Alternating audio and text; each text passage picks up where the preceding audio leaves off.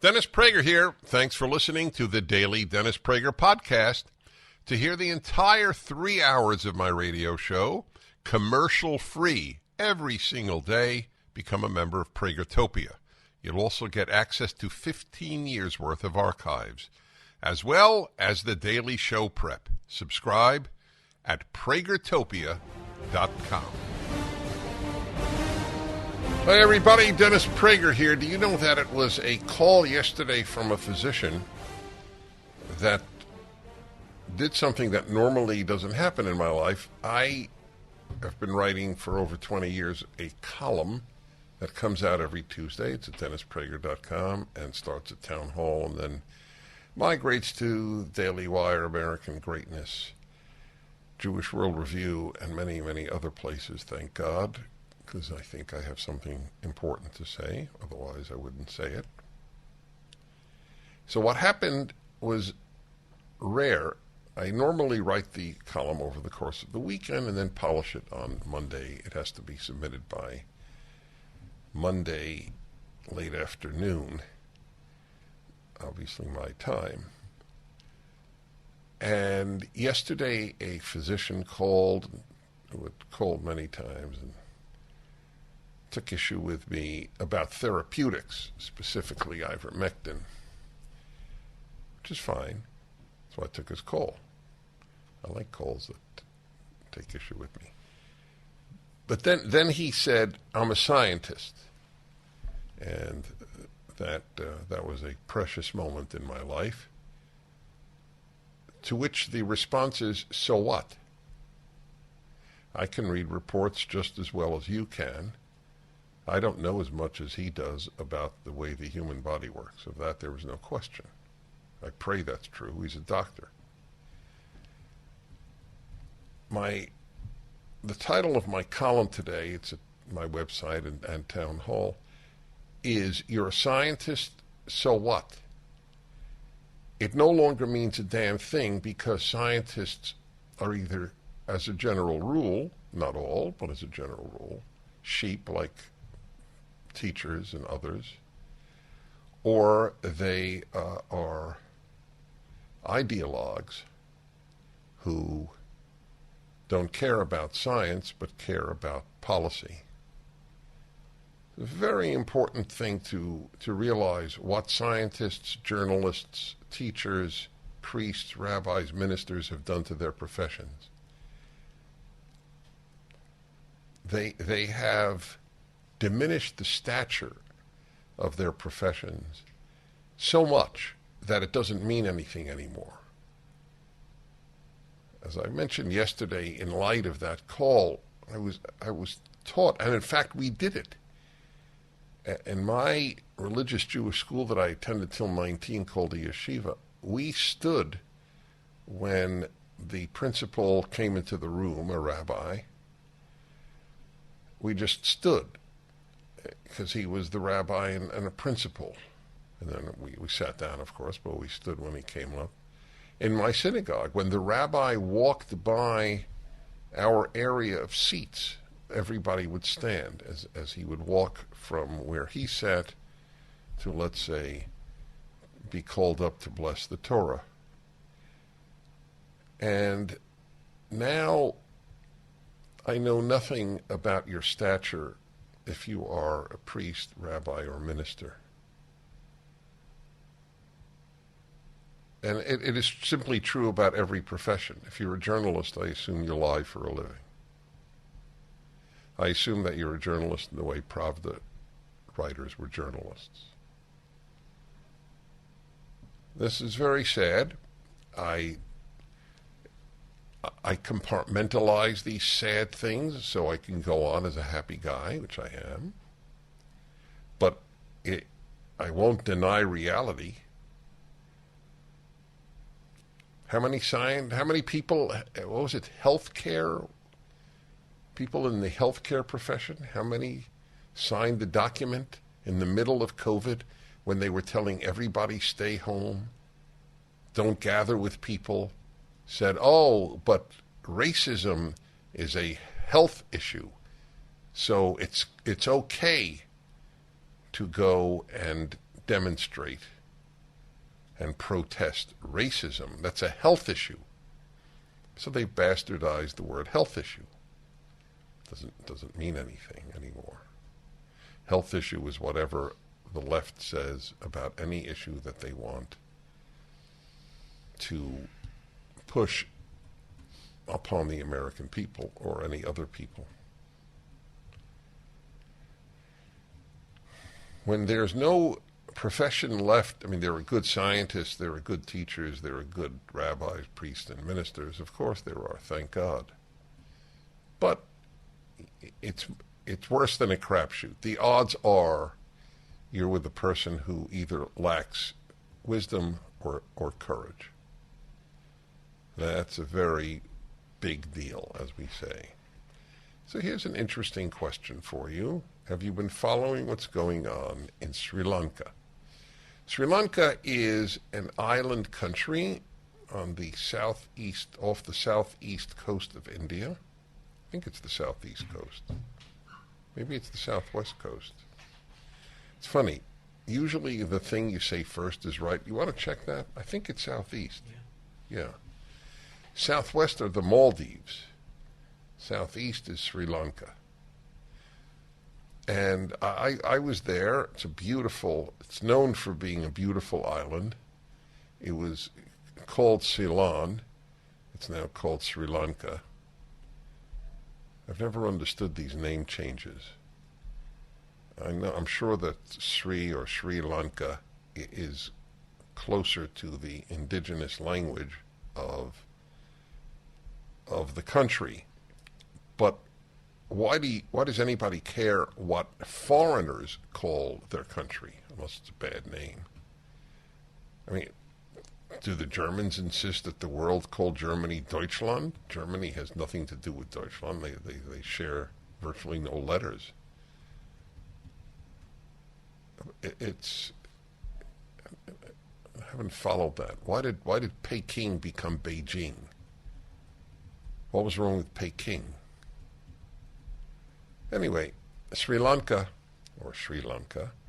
has just seen the government overthrown by massive protests.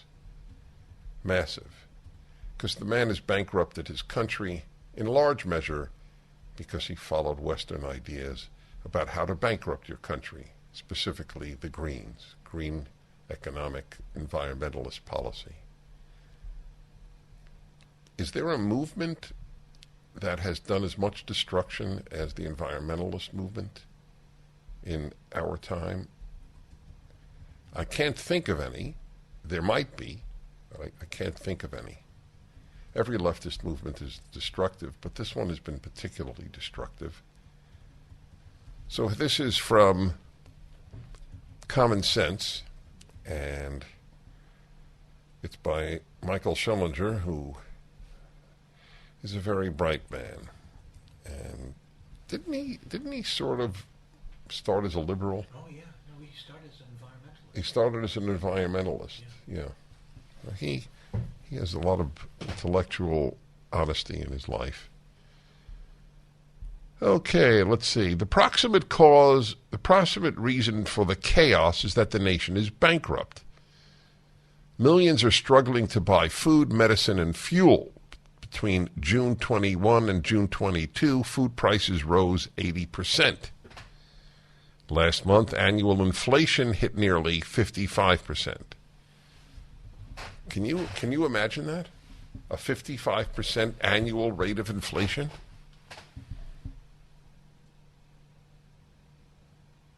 Wow. Since the start of the pandemic, 500,000 people have fallen into poverty.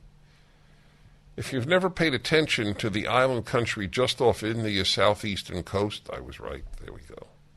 You might think this is just how it goes in developing nations, but the truth is that Sri Lanka had been gradually rebuilding itself after decades of civil war and authoritarianism, and then this happened.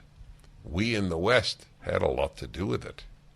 The underlying reason for the fall of Sri Lanka is that its leaders, starting with former President Sirisena, and continuing with his successor, the recently deposed Gotabaya Rajapaksa, fell under the spell of Western green elites peddling organic agriculture and ESG, which refers to investments made following supposedly higher environmental, social, and governance criteria. That's what ESG is: environmental, social, and governance. Sri Lanka has a near-perfect ESG score of 98, higher than Sweden, 96, and the United States, 51. What does having such a high ESG score mean?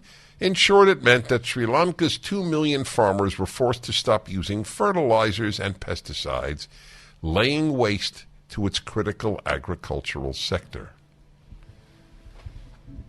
Think Holland. Back in a moment.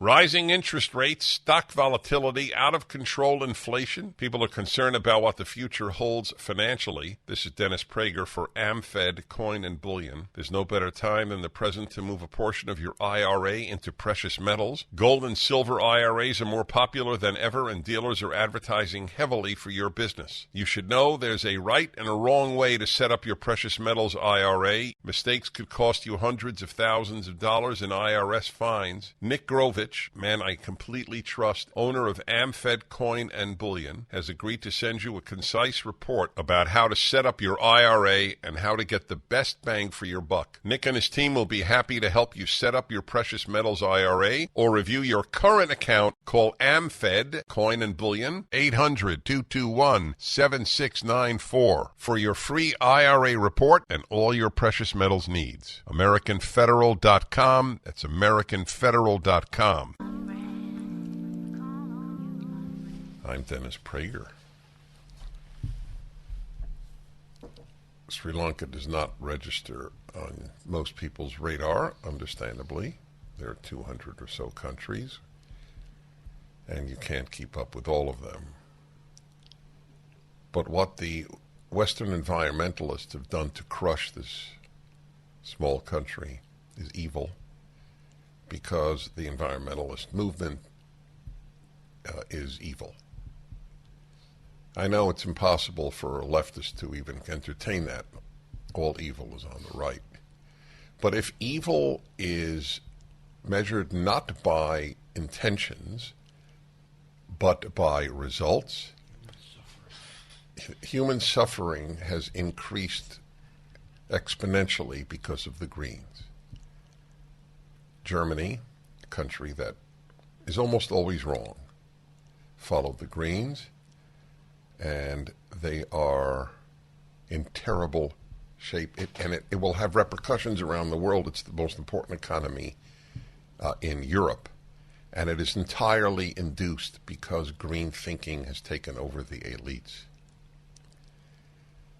In Holland, they are crushing farmers. I was shocked to learn Holland is the second greatest exporter of agricultural products. So the world has some dependence upon Holland, and needless to say, the Dutch do. But crushing people means nothing because, as has been noted on this program by various guests, including Mr. Epstein, Alex, who is just a truly brilliant man. I have great respect for his mind. The ultimate aim of the environmentalist movement, the Greens as they're known, is truly anti-human.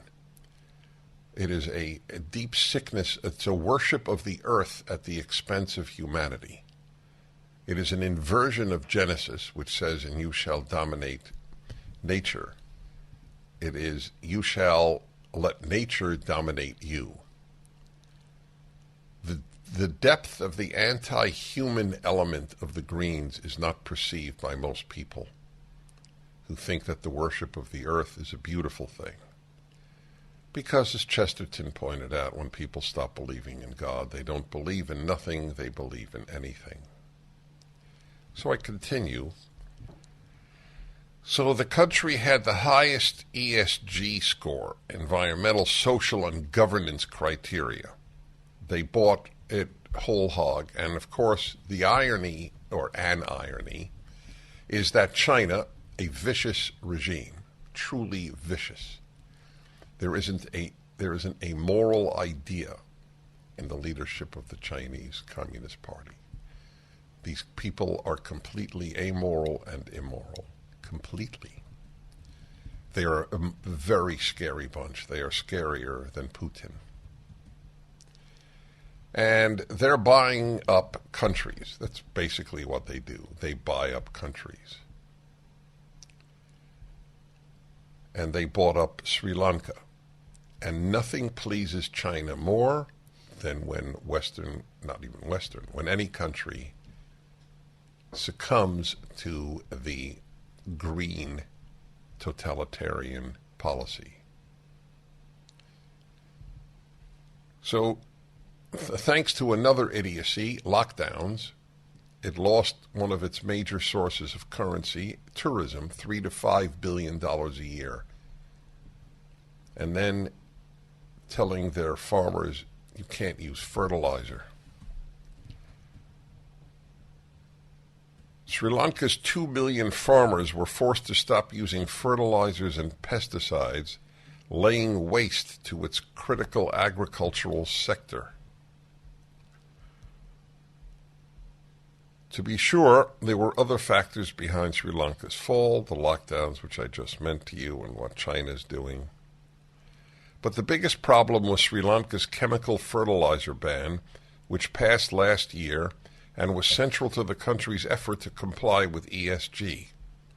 The numbers are shocking. 1/3 of Sri Lanka's farmlands were dormant in 2021 due to the fertilizer ban. My friends, does anybody believe that Sri Lanka makes one tiny bit difference in the climate of the world? Do you understand how sick this is? I would like to know, why did Sri Lanka's legislature pass these laws? Were they paid off to do so? Why are they mesmerized by Western crushing of their economy in the name of something that has essentially zero effect? Over 90% of Sri Lanka's farmers had used chemical fertilizers before they were banned. After they were banned, an astonishing 85% experienced crop losses. Rice production fell 20% and prices skyrocketed 50% in just 6 months. All because they listened to Western environmentalists, a human-crushing movement. Sri Lanka had to import $450 million worth of rice. That's amazing. That's amazing. Despite having been self-sufficient just months earlier. That's like us importing oil after Donald Trump's 4 years. We were exporting oil. The sick, despicable, crushing, life-crushing, anti-human left. Follow their advice, and it's suicide. It is suicide. But people are not allowed to hear other viewpoints. Imagine getting up at a college class and saying, actually, this left-wing movement is crushing my family and our society and our world. Imagine that? No, it's unimaginable. Well, they're revolting in Holland and they're revolting in Sri Lanka. Get any ideas? We'll return. The Dennis Prager Show. Towels just don't seem to dry you anymore. They feel soft and lotiony in the store, but you get them home and they don't absorb. Well, Mike Lindell at MyPillow found that out around 2006, and towels changed forever. He found the best towel company right here in the USA. They have proprietary technology to create towels that feel soft but actually work, and that happens to be true. I use them. They are all made with USA cotton, and they come with the MyPillow 60-day money-back guarantee. 6-piece set, 2 bath, 2 hand towels, 2 washcloths. Regularly $109.99, now $39.99. Just go to mypillow.com and click on the new radio listener specials and get deep discounts on all MyPillow products, including the towels, by entering the promo code Prager or call 800-761-6302 for these great radio specials. MyPillow.com, promo code Prager. I have to say that my guest is my first skateboarding competitor and champion I think I've ever had on the show, and I have had a lot of guests. Yes, that's right. There you go. It doesn't count that my engineer is a major skateboarder, but he hasn't competed. So, anyway, it is a pleasure to have Taylor Silverman. She is a skateboarding champion, and she is a human champion, which is obviously more important. She's had the courage to speak out after a competition, and if I'm not getting this entirely right, Taylor, obviously correct me. So you competed and you came in second to a biological male who competed in the women's competition. Is that correct?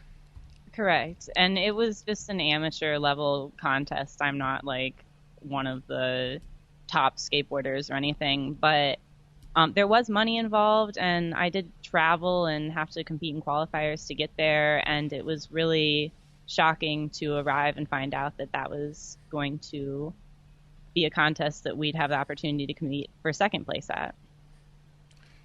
Were you the only woman in the competition to speak out? The only person to speak out with my stance publicly. I've heard some talk kind of behind the scenes, but I'm the only one who tried to speak to Red Bull about it, and unfortunately Red Bull ignored the email that I sent them. So I turned to social media because I felt like what had happened was unfair and they were silencing me, and people needed to be aware of this. When you would raise this, which I presume you did with fellow females in the competition, what would they say to you?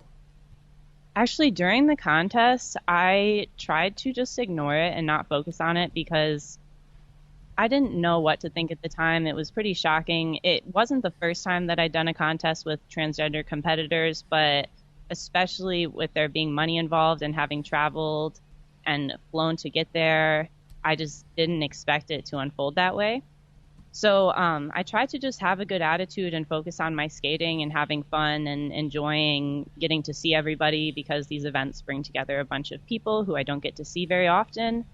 And I was too uncomfortable to say anything at the time. So it wasn't until later on that I ended up reaching out to the contest organizers, because I thought that was the most appropriate way to go about it, rather than, talk to everybody when I could just talk to them in private about it. And I didn't think that I was the only person who felt like it was unfair. I think that a lot of people think it's unfair, whether they were women at the contest, whether they were parents watching, were there with their families, or even men in the contest have told me they thought it was unfair. Even one of the judges at the contest told me it was unfair, but he hasn't spoken out publicly about it. Were there any competitors who thought you were wrong, not for speaking out, but wrong that it is fair for trans women, biological men, to compete against women? There have been a couple people who have commented or claimed that I'm hateful because of this, but I'm not sure whether they're arguing that they think it's fair or whether they think that. Oh no! Forgive me. I'm not referring to trolls on the internet. I'm referring to fellow competitors, parents, etc. People involved in skateboarding.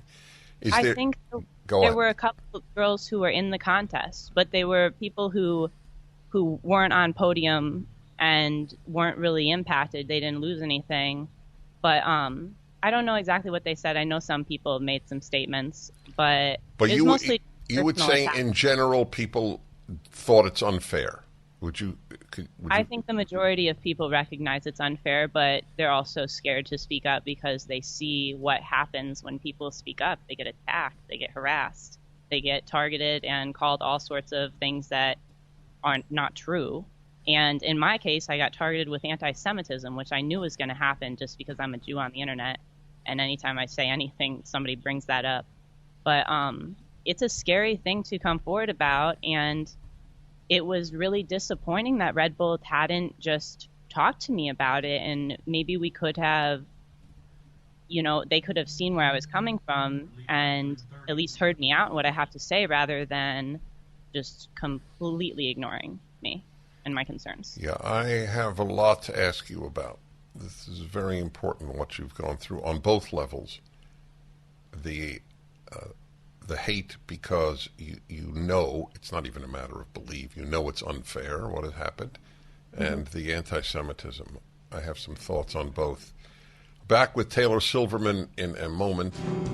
The American public is getting pinched right now. Terrible leftist policies like shutting down the Keystone Pipeline have you paying way more than you should for gas, which also raises the cost of your grocery bills. Hard to depend on government, but you can depend on Pure Talk. Because Pure Talk gives you 4 lines of talk, text, and data for just $64 a month. 4 lines. It's only $16 a line. Believe it. Pure Talk saves the average family over $900 a year. I'm a customer, the 5G coverage, most reliable network in America. U.S. customer service, keeping jobs right here in America, and the CEO is a U.S. veteran. Stop giving your money to Verizon, AT&T, and T-Mobile and supporting their causes. Switch to Pure Talk. Just dial pound 250 and say Dennis Prager and get 4 lines for just $64 a month. And with Pure Talk's no-risk money-back guarantee, you won't regret this. Dial pound 250 and say Dennis Prager. Hello, everybody. I'm speaking to a young woman who is a major amateur skateboarder, but has actually been in competitions where there were monetary prizes. She came in second to a male who said he was a female. And she, unlike the vast majority of people in her sport or any sport, because courage is the rarest of the good human traits. There are many nice people. There are very few courageous people, something I repeatedly note here. So she's one of the courageous. And she spoke out, and a very interesting and terrible development. A barrage of not just you're a transphobic hater. Isn't that amazing? You're a transphobic hater. It shows you the power of the brainwash. A biological male competes against women in women's sports, and you're a hater if you're angry that you were cheated out of your win. I'm angry on her behalf, and I didn't compete. And she's not my daughter. If you have to be the person who's angry, then the moral character of this nation is shot. Everybody should be angry about it. The other aspect, though, and I want to get into that, is the amount of anti-Semitic males. She wears a Star of David and is known as a Jew. And what was the nature of the anti-Semitic attacks? That you're a Jew and you shouldn't be speaking out. I'm curious, what is the correlation? But forgive me for adding on to my question. What is the correlation between your protesting the unfairness of this competition and your being a Jew?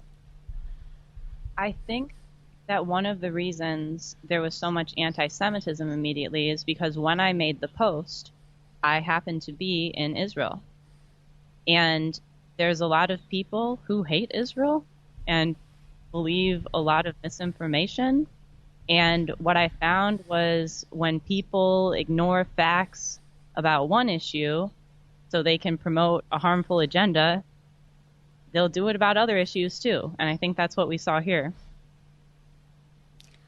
But a lot of the comments were like the from the river to the sea stuff, and you're a colonizer and a white supremacist and stuff like that. And it really just showed that there's a lot of ignorance present, and people don't really know what they're talking about. They just want to come after you for the worst thing they can think of.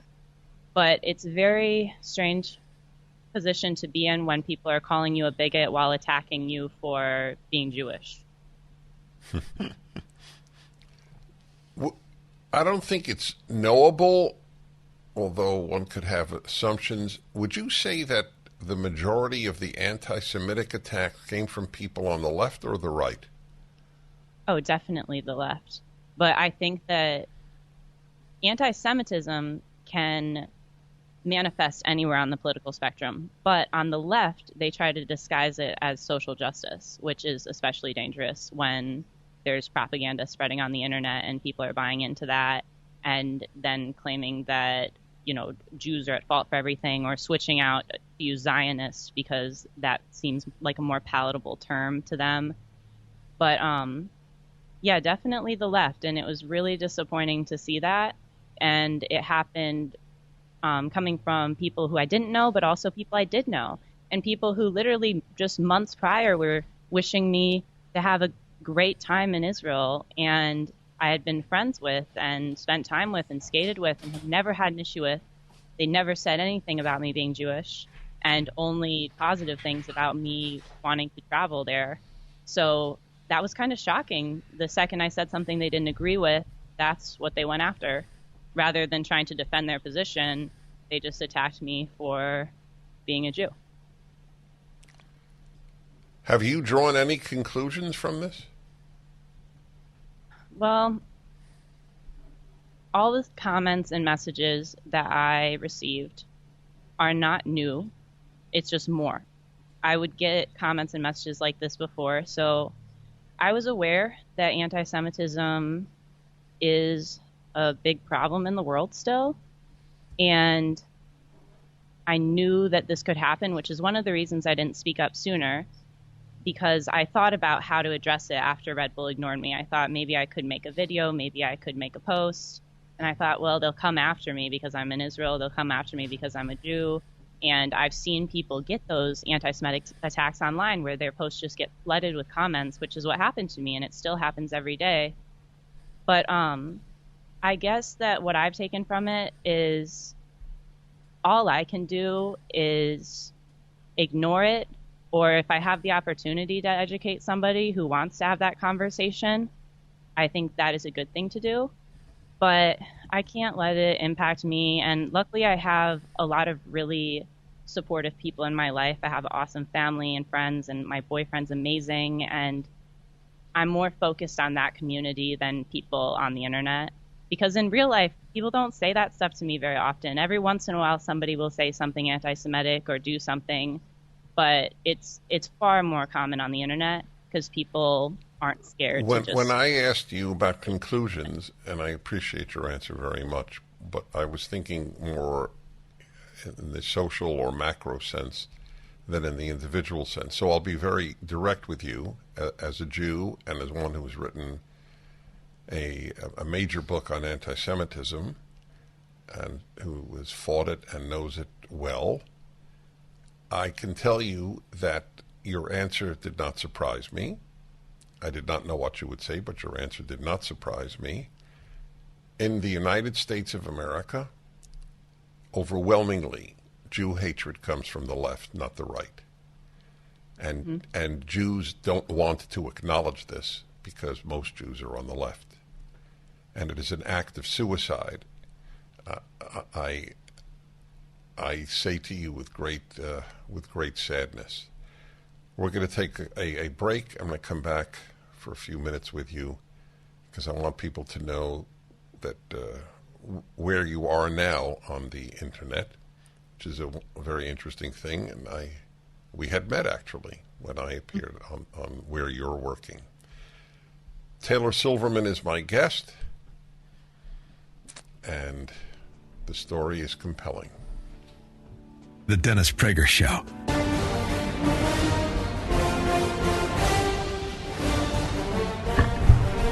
I'm going to raise a subject that I have not talked about maybe in a decade. But I did talk about this early on, certainly in the first half of my career, which, by the way, will be 40 years next month. To say that term is to enter the realm of science fiction for me. Because I feel the same as I did when I started, I'm blessed in that way. But it's such a large number. Of course, it's a biblical number. 40 is the number of days of the flood in Noah's time. 40 is the number of days Moses spent on Sinai. 40 is the number of years the Israelites were in the wilderness.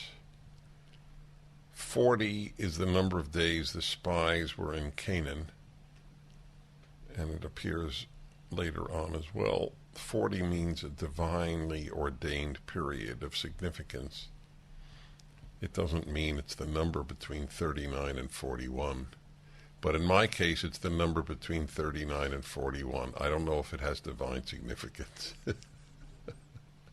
I hope it does. Anyway, I did speak about this, and I would say that there were 3 issues that even most of those who agree with me on everything differed with me. Secondhand smoke, marijuana, and this one even more so. I have no doubt I lost listeners on this one. But if I broadcast only what I thought would keep people listening, I would be prostituting my values for ratings. And I can't do that. It's not even that I refuse to. It's not in my disposition. Anyway, the issue was breastfeeding, and I thought that it had become a cult. And there's a recent article in the New York Times about that issue, about breastfeeding versus formula. I never said that breastfeeding wasn't better. I just thought that it became a cult. There was a piece. Imagine a world where men had to breastfeed their babies. Elizabeth Spires, a contributing opinion writer to the New York Times, she speaks about, my son began drinking formula in earnest when he was 7 weeks old after I was taken to the emergency room in an ambulance because I had postpartum pre-eclampsia and a blind spot had erupted in my vision, a potential stroke symptom. When I finally got home and found that my baby had been happily guzzling formula and was fine, instead of feeling relief, I cried. By feeding him formula, I felt I had failed him on some level. That now seems ridiculous. The New York Times published this.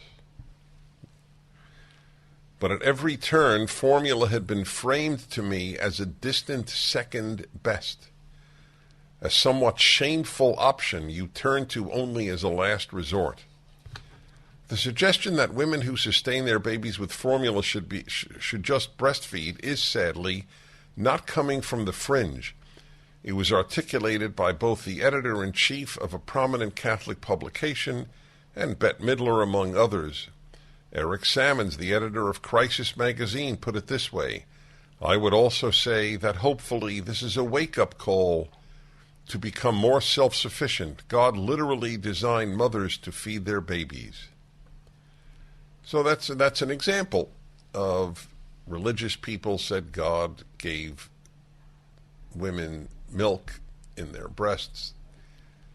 Everybody had a reason. Oh, the child will be much healthier. The one, my favorite, they will be smarter. I was not breastfed. I was formula fed. And I'm quite happy with my level of intelligence. Nor do I believe that I would have been smarter had my mother breastfed me. I think the idea borders on the absurd, actually. This is woefully ignorant. It is insulting to the many women who cannot breastfeed or cannot produce enough milk to keep their babies fed. And it is insulting to the women who choose formula because it's the most rational decision they can make. That's one of the things that was amazing. Why weren't feminists pro-formula? Doesn't it liberate women to go on with their lives. But feminism has nothing to do with helping women, as is clear now with the trans issue in sports. It's just another cult-like movement that has done tremendous damage. Oh, you're just like men, girls. Oh, yeah, sex can be as meaningless to you as it is to male nature. Of course. You don't want to prioritize getting married. You want to prioritize having a career. You cannot overstate the damage that the feminists have done. They did some good. Every movement does some good. You don't ask, did a movement do any good? You ask, what is the sum total of the movement? So it's completely irrational that feminists would not be pro-formula. The most rational decision they can make because their babies need it, because they can't or don't want to pump at work, because formula allows fathers to participate more. I must say I loved feeding my kids with the bottle. Research increasingly shows that the benefits of breastfeeding outside of the potential bonding experience, and it must be said it isn't always a bonding experience, are probably marginal, especially when you control for economic factors. In the United States, wealthy, well-educated women are more likely to breastfeed. If their children have better outcomes in terms of education and wealth later, is that a function of breastfeeding, or the fact that their mother started with those things and others did not? Of course it's the latter, not the former. So I said there were three issues. Secondhand smoke. I knew it was a lie that 50,000 Americans die of secondhand smoke a year. And I know why they came up with the lie, because they weren't persuading people to stop smoking cigarettes by telling them it's dangerous. But if you announce that it kills others, then you get results. Marijuana, as I mentioned last week, I said repeatedly I would much rather my teenage child smoke a cigarette, certainly a cigar, than a joint. And vast numbers of listeners differed with me. And the same with, I never joined the breastfeeding army. And part of the reason is I am completely impervious. Well, completely, I don't know. I am generally impervious to social pressure. My assumption is that if it doesn't make sense, it doesn't make sense. The fact that a lot of people say something has never meant a damn thing to me. Never. It is part of my ability to be right most of the time, indeed almost all the time. I'm not bragging, I'm explaining. I have no reason to brag. I have a wonderful life, and I am very secure in my skin. But I assume that when there is spontaneous eruption of new belief, it's probably BS. I've been right in every case. You want to breastfeed? God bless you. I never spoke against breastfeeding. I spoke against the cult of breastfeeding. The guilt laid on women who wouldn't. So 25 years later, the New York Times publishes a piece. I'm going to read to you the letters to the New York Times. In 2015, when I gave birth to an 8-pound boy, I was strenuously encouraged by doctors. Yes, of course, doctors. Back in a moment. The Dennis Prager Show. Why am I raising this issue out of seemingly nowhere? One reason is it's an incredible because the New York Times is always on the bandwagon of all these causes. And what are they going to do? It's one of their opinion writers, and she decided to write about the pressure she felt to breastfeed, and it wasn't a good thing for her. I raise it because it's all part of the same thing. Do you unquestioningly obey things that are told to you, no matter how absurd? You really believe 50,000 people die because somebody else smoked? You probably do believe it, but it's a gigantic fraud. It was invented because the other arguments against smoking didn't work. Do you really believe lockdowns of kids out of school is a good thing? Then why did you go along with it? From the breastfeeding pressure to the lockdown pressure, it's all the same thing. People are led by the nose like sheep and are willing to be led, are happy to be led. Their anger isn't against those who lead them to the slaughter. It is against those who speak out against being led to the slaughter. The greatest anger in the last 2 years was against people who spoke out against lockdowns, who spoke out against masks, and, God forbid, questioned whether a vaccine that doesn't vaccinate works. That's the anger, not at the rushing through of a vaccine that has not been properly tested. One day you'll know how much damage was done by the vaccine on young people and older people. It'll come out. Everything comes out over the long run. Just like now, it's kosher for the New York Times to actually publish an article about the cult of breastfeeding. I doubt that they published this 20 years ago, or would have. Research increasingly shows that the benefits of breastfeeding outside of the potential bonding experience are probably marginal. In 2015, I gave birth to an 8-pound boy. I was strenuously encouraged by doctors, nurses, and the books and articles I read to breastfeed. If there is a more sheep-like profession than doctors, I can't name it. There's an equally sheep-like profession, professors, teachers.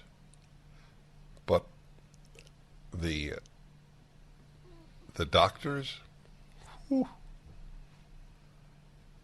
If I hear a lot of doctors join a cause, my suspicion now, wasn't in the past, but it is now, that it's probably not true. When I mentioned switching to, remember, wasn't it doctors who formulated the idiotic food pyramid that the American government established? Merely doctors, Many doctors and certainly nutritionists and other experts. Yep. When I mentioned switching to formula to medical professionals,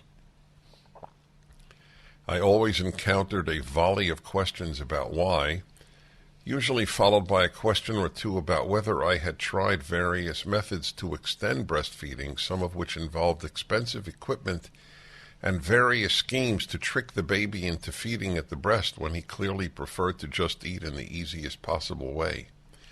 Not a single person who asked me these questions seemed convinced that I was doing what was best for my family and child, not to mention myself. Not one. Yes, that's right.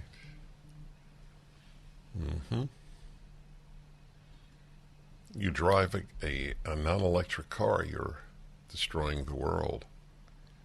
You're smoking, you're killing people. Even outdoors, you're killing people.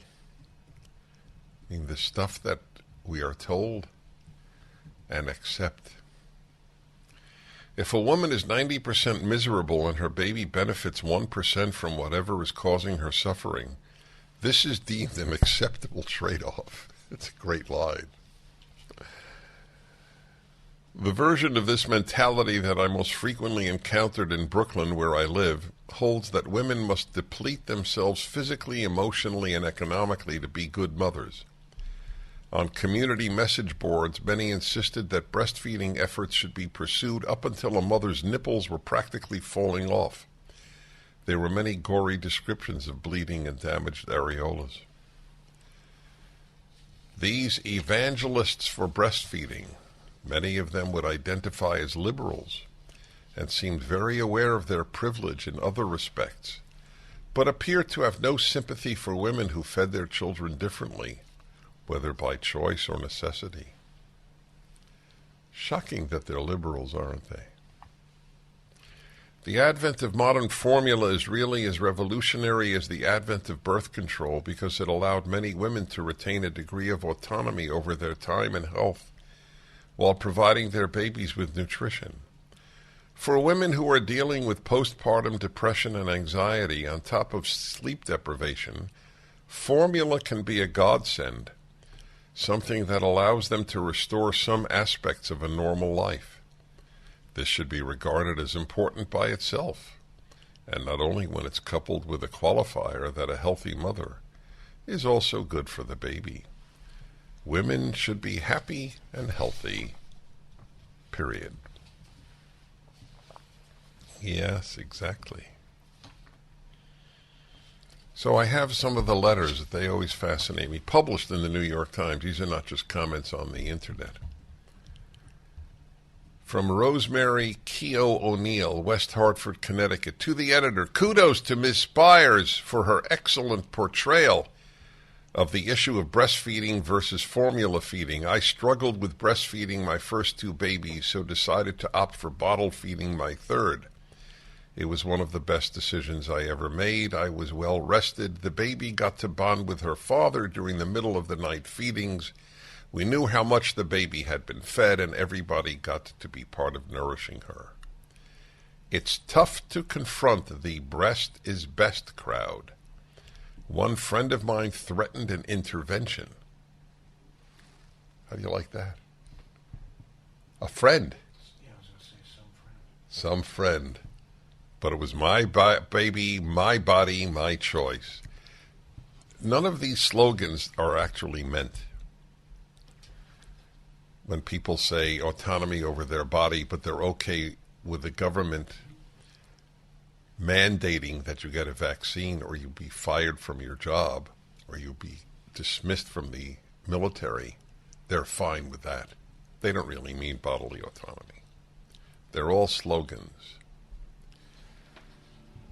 Ask yourself, have you thought positions you take, or is it the social pressure that has you take them? Dee-dum, dee-dum-dum. Hi, everybody. It's the Ultimate Issues Hour, third hour every Tuesday. Some great issue of life. I have given many analogies for the importance of this hour. My favorite is a map tells you where you are, but wisdom tells you where to go. So knowing where you are, if you don't know where you want to go, is of no use. So Ultimate Issues Hour is about where we should go, whatever the subject might be. So here's my subject today. It begins with a question/riddle. What is the most hated group in America? I could add to that, what is the only group in America you are allowed to publicly hate and are or is publicly hated? I'll let you think for a moment. And the answer is Christians. There is no close second. Tell me a group that is as hated. Well, I guess there is a group, but it's a temporary group because I assume the non-vaccinated. Right? There's the only competition for a group you are allowed to hate. In fact, you are commanded to hate the unvaccinated. But that's on the back burner right now. But Christians, oof, the loathing of Christianity and Christians, all the more remarkable is the fact that there's no term for the greatest hatred in America. There's a term for the hatred of every single group, even when those hatreds are minimal and wildly exaggerated. Right? In the religious realm, hatred of Muslims is called Islamophobia. Hatred of Jews is called anti-Semitism. Hatred of Christians is called, not called anything. How could that be? Why is there no name for hatred of Christians? That, you got to admit, that's pretty suggestive of something. Is there a group that is killed on religious grounds as much as Christians are today? Now, if Iran had its way, more Jews would be killed than Christians. They'd like to annihilate every Jew of Israel. But thank God it is not happening. So when it comes to massacring a religious group, it's Christians, especially in the Middle East and West Africa. It doesn't make the headlines because it doesn't comport with the lying media. It's entirely accurate Trump phrase. It is a lying media.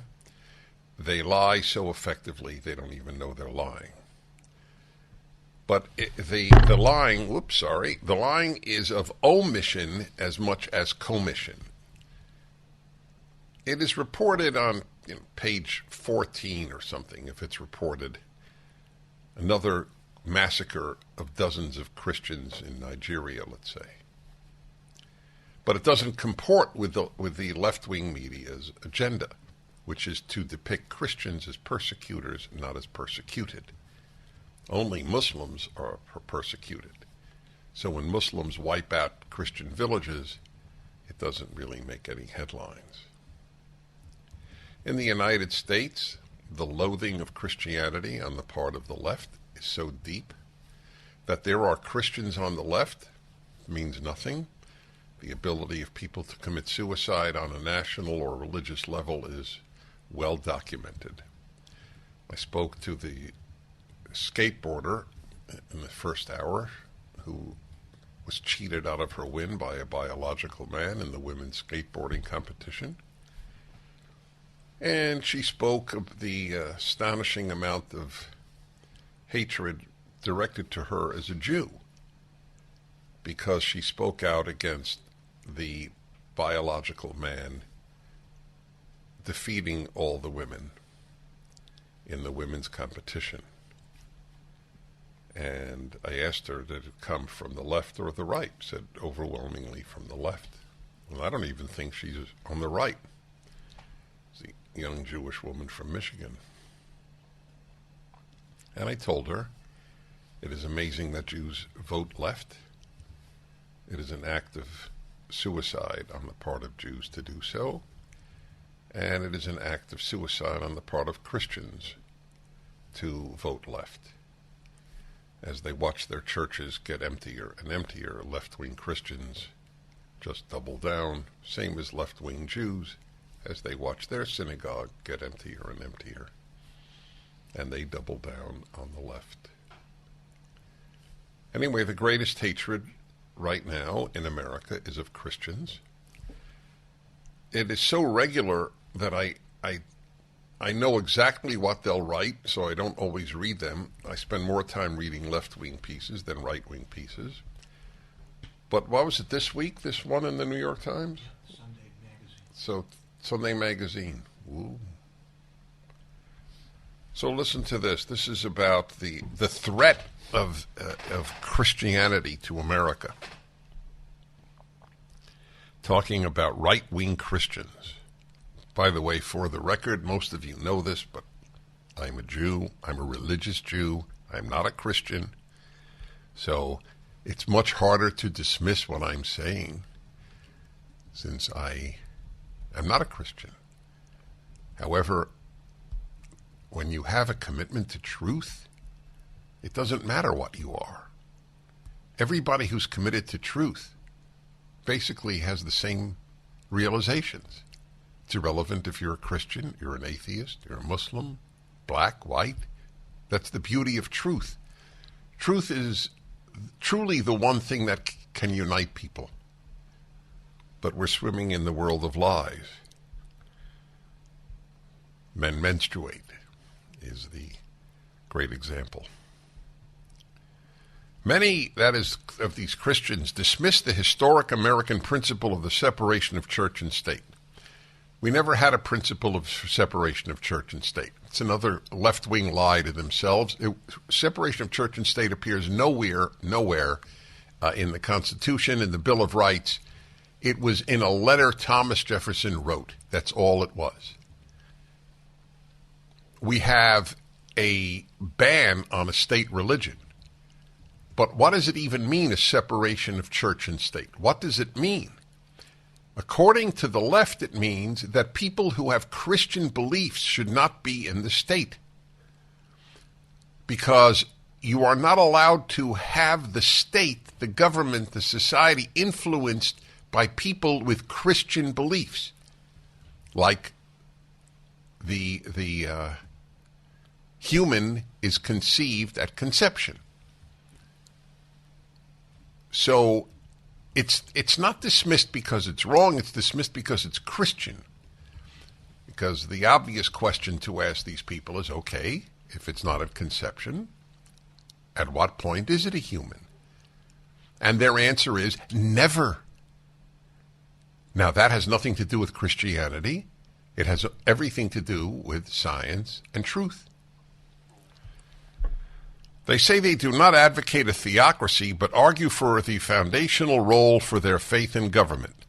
Their rise coincides with significant backing among like-minded grassroots supporters, especially as some voters and politicians blend their Christian faith with election fraud conspiracy theories. They never explain.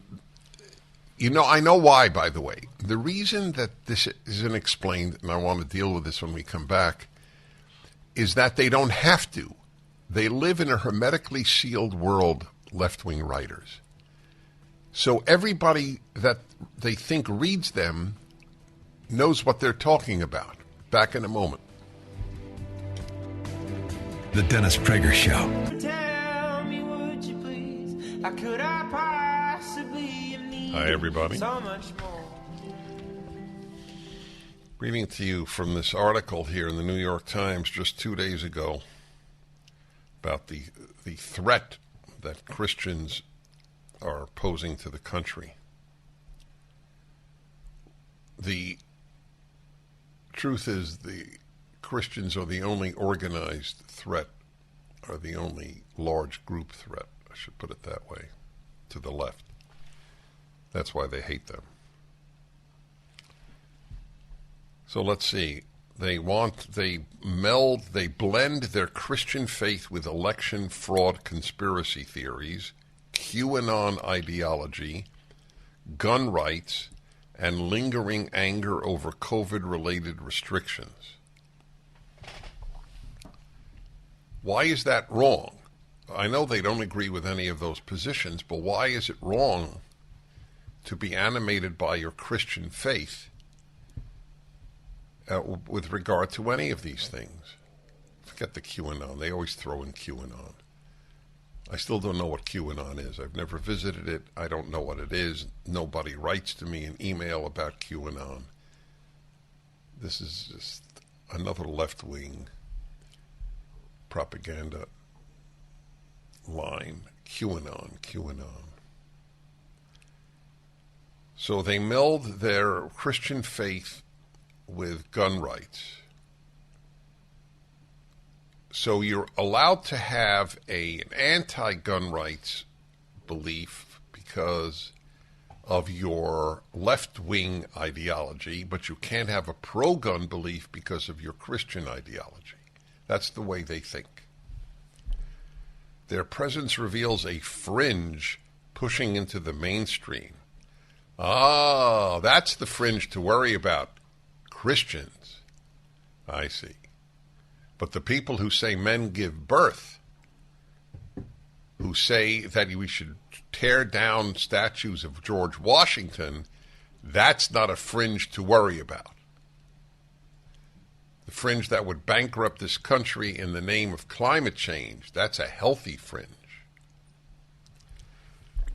The church is supposed to direct the government. The government is not supposed to direct the church. Representative Lauren Boebert, a Republican representing the western part of Colorado, said recently at Cornerstone Christian Center, a church near Aspen.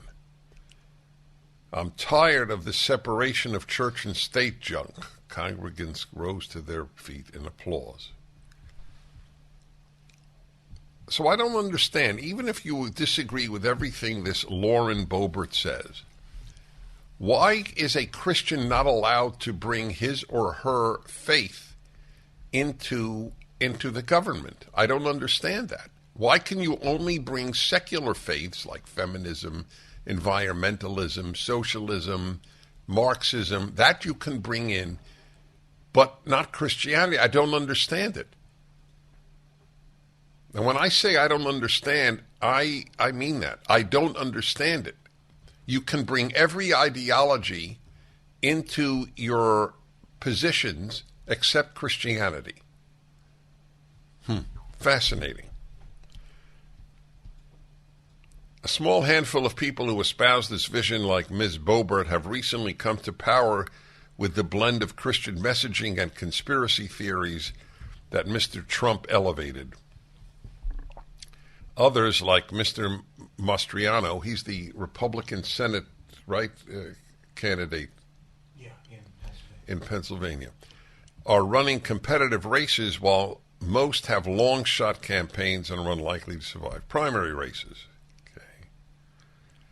The ascension of these candidates comes amid a wave of action across the country that advances cultural priorities for many conservative Christians. The most significant is the Supreme Court's decision to overturn Roe v. Wade and end the constitutional right to an abortion. The way they write, there is a constitutional right to an abortion?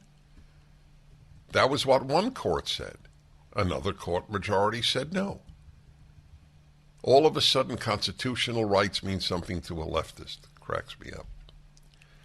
On top of its recent series of decisions allowing for a larger role for religion in public life, such as school prayer. Isn't that about the coach that prayed at the 50-yard line? Well, anyway, what's wrong with school prayer?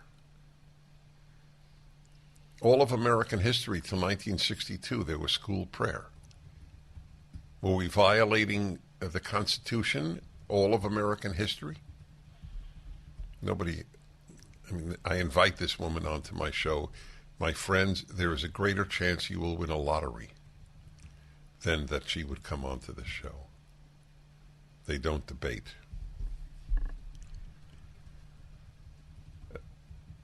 On top, yes, such as school prayer and funding of religious education, states have also been taking action. Many have instituted abortion bans. A Florida law prohibits classroom instruction about sexual orientation and gender identity in early elementary school. So here is my response to this argument on this leftist article column. If the only people to oppose teachers talking to 5-year-olds about gender identity are Christians, that is one of the most persuasive arguments for the greatness of Christianity I have ever heard. And I'm telling you, this is a non-Christian. Indeed, it would be almost dispositive. If she's right, and essentially the only people who oppose the robbing children of their sexual innocence at the age of 5 are Christians, well, that's a pretty big attack, not on Christians, but on Jews and on Muslims and on atheists. Think about it. You have to be a Christian to care about the sexual innocence of children? What a compliment to Christians. I don't even think Christians believe that. I think they know they have allies who aren't Christian. Dennis Prager here. Thanks for listening to the Daily Dennis Prager Podcast. To hear the entire 3 hours of my radio show, commercial-free, every single day, become a member of Pragertopia.